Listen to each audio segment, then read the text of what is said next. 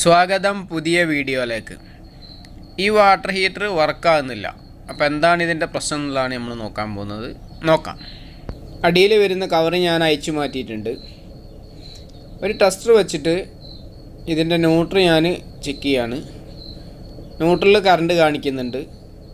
അതുപോലെ തന്നെ ഇതിൻ്റെ ഫേസും ചെക്ക് ചെയ്യാണ്. ഫേസിലും കറണ്ട് കാണിക്കുന്നുണ്ട്. അങ്ങനെ വരുമ്പം ഹീറ്റർ എന്നില്ല, ഏത് തരം കറണ്ടിൽ പ്രവർത്തിക്കുന്ന സംഗതികളായാലും ഇങ്ങനെ വരുമ്പം ന്യൂട്രൽ കട്ടായിട്ടുണ്ടോ എന്നുള്ളതാണ് നമ്മൾ ആദ്യം നോക്കേണ്ടത്. അത് ഏതൊരു സാധാരണക്കാരനും ചെക്ക് ചെയ്യാൻ പറ്റുന്നൊരു മാർഗ്ഗമാണ്. ഇതുപോലെ ഒരു ബൾബും വയറും എടുത്തിട്ട് ഹീറ്ററിലേക്ക് കറണ്ട് വരുന്ന അവിടെ കണക്ട് ചെയ്തിട്ട് കത്തുന്നുണ്ടോ നോക്കുക. അങ്ങനെ കത്തുന്നില്ല എന്നുണ്ടെങ്കിൽ എവിടെയാണ് ന്യൂട്രൽ പോയത് എന്നുള്ളതാണ് പിന്നെ ചെക്ക് ചെയ്യേണ്ടത്. ഇവിടെ വില്ലനായത് ഈ സ്വിച്ചാണ്. അത് ഡയറക്റ്റ് ചെയ്തപ്പോൾ ഇതിൻ്റെ പ്രശ്നം തീർന്നിട്ടുണ്ട്.